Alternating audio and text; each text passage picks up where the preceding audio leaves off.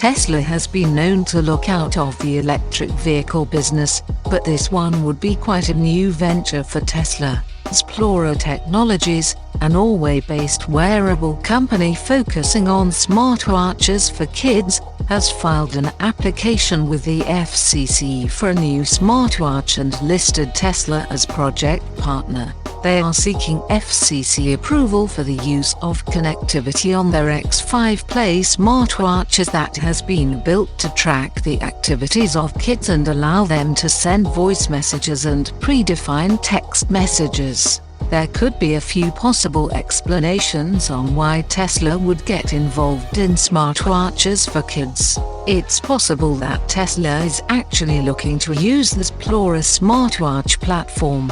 In past, third-party app developers have made Apple Watch apps to control Tesla vehicles using smartwatches, with Tesla moving to using phones instead of key fobs for Model 3 and Model Y. It's possible that Tesla is looking to offer a smartwatch as an optional key. What do you think? Let us know in the comments section below.